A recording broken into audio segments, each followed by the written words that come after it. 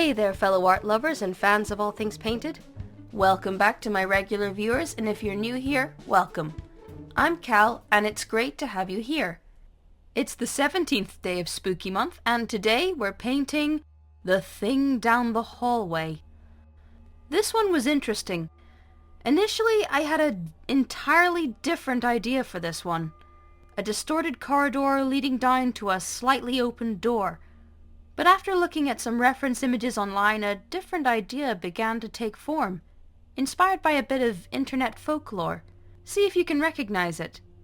I started off by sketching in the basic architecture of the hallway, with a smaller hallway leading off from the back and leading to a corner. I wonder what lies beyond. I then sketched in a couple of doors, one on the right and one on the left, as well as a couple of power outlets. But the door on the right didn't look quite right, so I scrapped it for now and made some adjustments to the hall and the wainscoting on the lower half. And now a small staircase on the right. I wanted it to look a bit nonsensical and out of place. At the top of it I re-added the second door. Finally, some lights on the ceiling lining the center and a strangely spindly thing at the far end. Now for some colour. A mid-tone, sickly yellow, which is iconic to this bit of internet folklore, makes up the wallpaper, using deeper tones of the same further down the hall. The doors and their frames, as well as the wainscoting, are a much paler yellow, almost off-white, and the carpets are a much deeper tone. Then it was time to start shading, using a big soft brush to shade in great swathes of the walls. At this point I created a separate layer and painted onto it the repeating pattern I wanted the thin peeling wallpaper to hold. I copied and pasted this pattern over and over until I had a sizable chunk.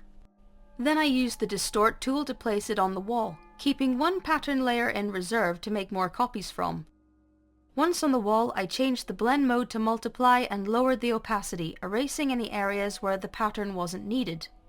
I repeated this for the other walls, keeping in mind the angles each wall is at and how far away it is. Then I returned to shading, moving on to the ceiling and adding a halo of light around each light fixture. I tidied up the edges of the wainscoting and door frames and added more shading to the walls. I then made the very far end of the hallway much darker as the light doesn't reach in there, and started shading the wainscoting before moving on to the carpet.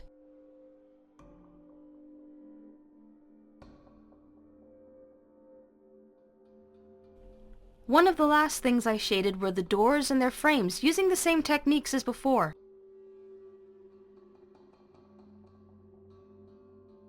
This place is often described as damp, with moisture standing in the carpets, so I added some watermarks to the walls and some damp to the carpets. I also added some texture to the carpets later on, using a squashed down grass brush. Now for the creature, with its wiry limbs and distorted features. This creature is known to some as bacteria. Lastly, I added some streaks and dashes of white and bars of pale red across the scene, to mimic old VHS static, as well as adding a timestamp in the bottom right corner. And we're done. This piece was inspired by the Backrooms, particularly the short film series made by the incredibly talented Kane Pixels. I recommend giving it a watch. How do you think this piece measures up? Let me know what you think.